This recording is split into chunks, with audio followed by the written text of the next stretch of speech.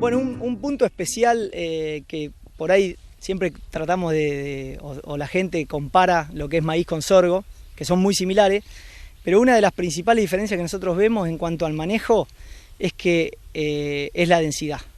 La densidad de siembra en maíz estamos acostumbrados a saber de que la define el ambiente. Los ambientes más restrictivos, más limitantes, admiten menos cantidad de plantas, y los ambientes más potenciales admiten más cantidad de plantas. Lo mismo ahora, desde hace unos años con el maíz tardío, también sabemos, por una cuestión de eficiencia de uso de la radiación y del sol y de las heladas tempranas, lo que es la densidad en función de la fecha de siembra también. En sorgo, si bien eso es importante, el principal determinante de la densidad es el uso.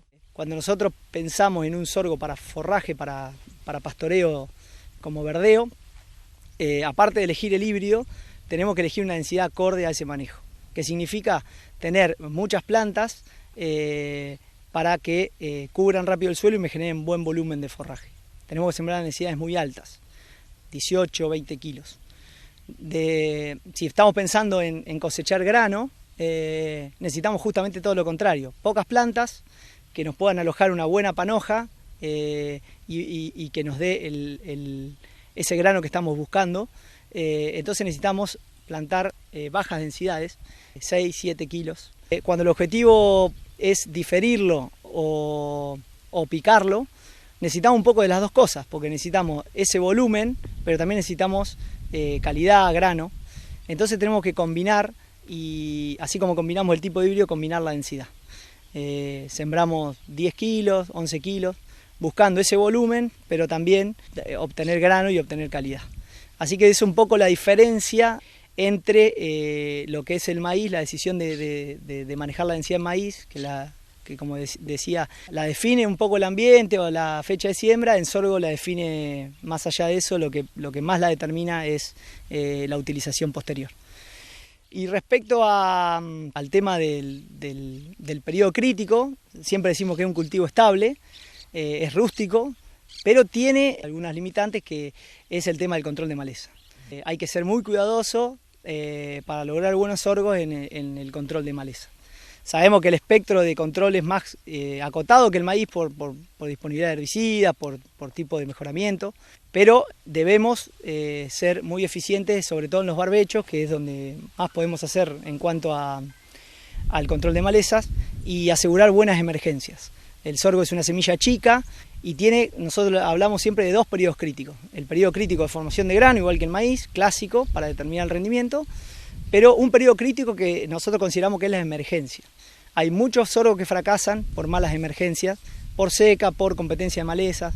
El sorgo es muy mal competidor, y cuando las malezas, sobre todo perennes, gramilla, pasto cuaresma, nos invaden, solemos tener sorgos que muchas veces van al fracaso. Y el tema control de malezas es un tema a tener en cuenta, exacto. Otro aspecto de manejo con respecto a la fecha de siembra, nosotros estamos sembrando a partir del 15 de noviembre para lo que es silo y para lo que es diferido. Es una fecha que anda bien, nos permite hacer un buen control de malezas y tener las temperaturas óptimas para la zona para no tener riesgo de la emergencia. Cuando vamos a un sistema de sorgo para pastoreo como verdeo, es posible que al necesitar pasto a fin de año debemos arriesgar un poquito y sembrar un poquito antes para tener esa producción de pasto temprana, que es el cuello de botella de muchos sistemas ganaderos, pero sabiendo que hay un riesgo en cuanto a riesgo por frío.